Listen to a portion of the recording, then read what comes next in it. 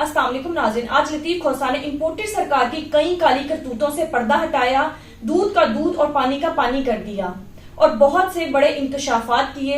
उन्होंने कहा कि नवाज शरीफ ने मुल्क को इतना लूटा है, इतनी अरबों खरबों की करप्शन की है कि मेरे पास भी इसके शवाहिद थे और इसके अलावा शहीद अरशद शरीफ के पास भी ऐसे ही शवाहिद थे और हम अक्सर इन्हें डिस्कस किया करते थे। इसके अलावा उन्होंने फौजी अदालतों पर भी कई सवालात उठाए। आइए पहले उनकी गुफ्तगू सुनते हैं, फिर इस पर बात करते हैं। पनामा का फैसला आया तो देखिए उस पर भी सवालात उठ रहे हैं ना कि वो भी बदनीयती पर मबनी था और ये कहा गया और हामिद खान साहब की तरफ से कहा गया जी फैसला पहले कहीं और हुआ था और सुप्रीम कोर्ट को यहाँ भी सिर्फ इस्तेमाल किया गया है। तो आपको लगता है कि ये आर्टिकल 62(1)(f) के तहत मियां नवाज शरीफ की नाअहली ये दुरुस्त थी? सर देखिए, मियां नवाज शरीफ साहब की जो नाअहली है सुप्रीम कोर्ट ने आर्टिकल 62(1)(f) के तहत की हुई है, लेकिन वो नाअहल है बवजह नैब के सजा याफ्ता होने के नाता से वो 10 साल के लिए उस कानून के तहत, उस सजा के तहत भी नाअहल है।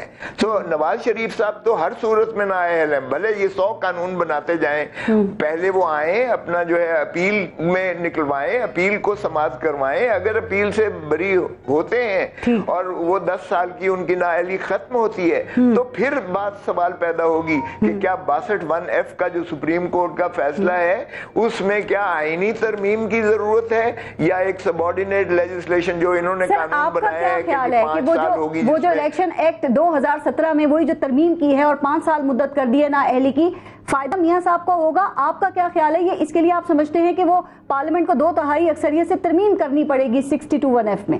वो 62(1)(f) में इनको तरमीम करना पड़ेगी, वो सबऑर्डिनेट लेजिस्लेशन से, यानी इलेक्शन कमीशन इलेक्शन एक्ट के 2017 में तरमीम करने से उसका जो है, लेकिन नून लीग तो खोसा साहब बड़ी खुशियां मना रही है। ये जब आईनी वो तो कह रहे हैं नाअहली खत्म हो गई मियां साहब। बनाते जाएं। इस वक्त पाकिस्तान सरजमीन बेआईन बना दी गई है, आपने बेतौकीर बना दिया है, आपने अदलिया को तज़हीक का जो है सलूक किया है, अदलिया के अहकामात मानने से आप तैयार नहीं है, आप आईन के जो है 90 दिन को मानने को तैयार नहीं है, ना आप कानून मानने को तैयार नहीं है। तो फिर ये भी चलने दे, जितनी इन्होंने तरामीम की है पर्सन स्पेसिफिक हैं, सारे केसेस एक एक करके अल्हम्दुलिल्लाह इन्होंने खत्म करके तो दूध के धुले हुए बन के निकल रहे हैं। ठीक है, कर लेते हैं अगर कौम का यही। सर अगर देखें अदालती फैसले अपनी जगह पे, लेकिन आपने इनके दूध के धुले बनने की जो बात की है, तो आप समझते हैं कि मियां नवाज शरीफ जो हैं वो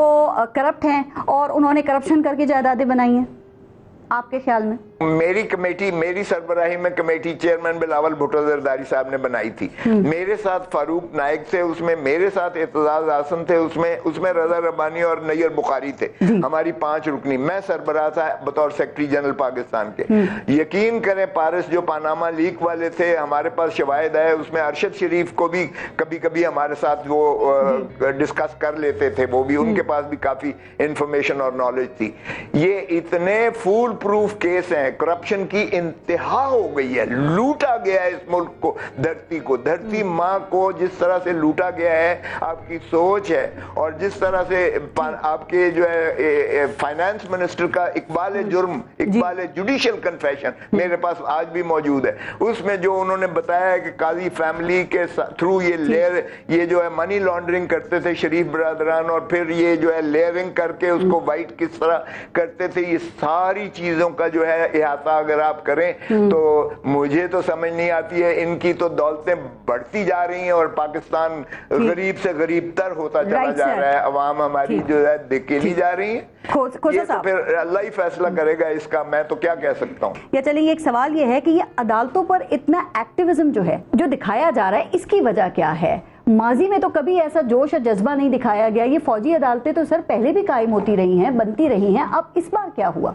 नहीं देखें, पता नहीं, मुझे नहीं समझ आता क्यों लोगों के इतने हाफजे कमजोर हैं। रानी शहीद बेनजीर भुट्टो पर भी जो है असलम बेग, जनरल असलम बेग ने बहुत जोर लगाया था कि फौजी अदालतें बनाएं।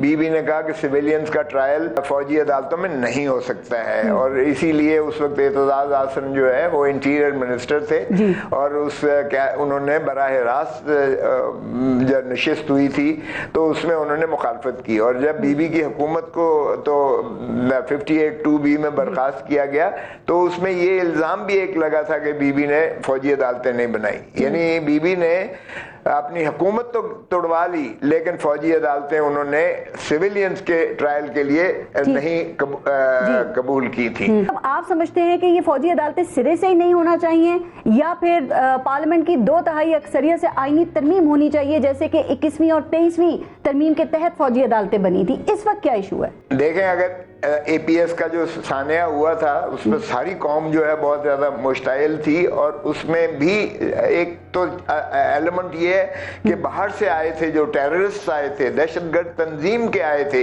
एक, और पाकिस्तान की हदूद में दाखिल होकर उन्होंने APS पे हमला करके जो है उन बच्चों को शहीद किया था। उसमें भी जो है आपको 21वीं तरमीम करना पड़ी थी आइन में, क्योंकि आर्मी एक्ट में ये गुंजाइश नहीं है कि सिविलियंस का ट्राई किया जाए।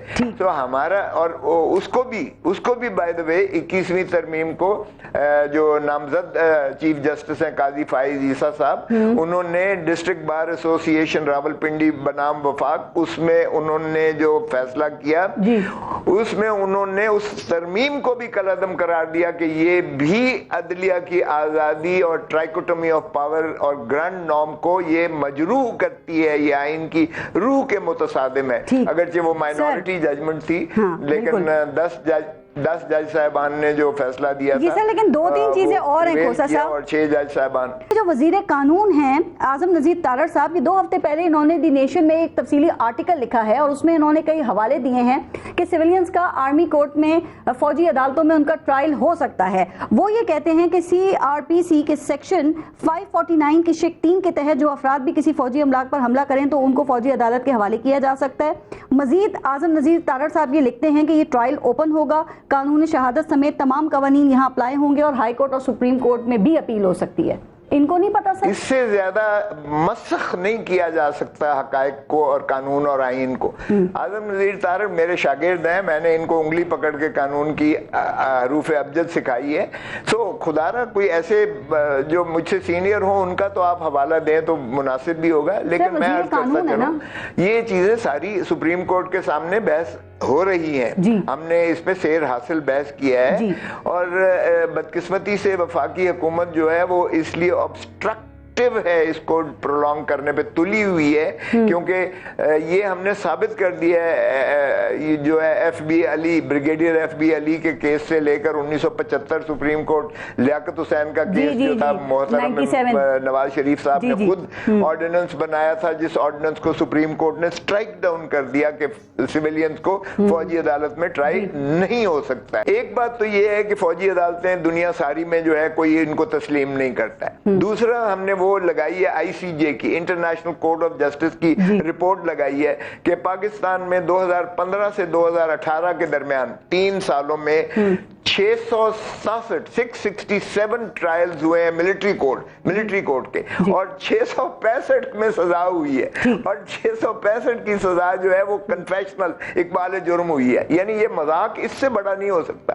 और फिर कोई हाई कोर्ट और कोई सुप्रीम कोर्ट को अख्तियार नहीं है। ये जाने कैसे कह रहे हैं, ये मुझे तो समझ नहीं आती है। देखे, हाई कोर्ट जो इनकी अपनी इनबिल्ट मैकेनिज्म है, अपील इनके अपने अंदर के होती है, और इनकी अल्टीमेट जो है वो आर्मी चीफ करते हैं। अब मुझे बताएं, जहां कोर कमांडर्स खुद जो है वो सारे बैठकर, और फिर फॉर्मेशन कमांडर सारे पाकिस्तान की आर्मी की जो है कमांड बैठ के ये कहती है कि जी हमारे पास नाकाबिले तरदीद शवाहिद हैं जिनको झुठलाया नहीं जा सकता।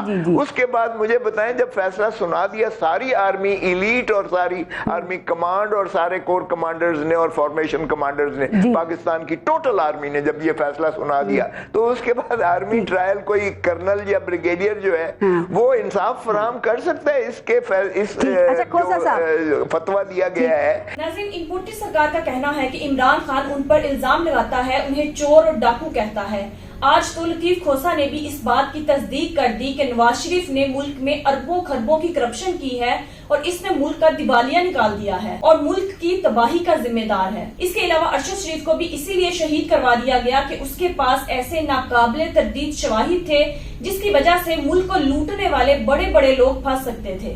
اس کے علاوہ فوجی عدالتوں کا پوری دنیا میں کانسیپٹ نہیں ہے، نہ ہی پوری دنیا فوجی عدالتوں کو ایکسپٹ کرتی ہے، اور پاکستان کے آئین کے مطابق بھی سویلینز کا فوجی عدالتوں میں ٹرائل نہیں ہو سکتا۔ لطیف کھوسہ کا کہنا تھا کہ ہم یہ کیس ضرور جیتیں گے اور عوام کو اس خوف و ہراس سے ضرور نجات دلائیں گے۔ ناظرین، آپ کی اس بارے میں کیا رائے ہے؟ کامنٹ میں ضرور بتائیے گا۔ اگلی ویڈیو میں ملتے ہیں، تب تک کے لیے اللہ حافظ۔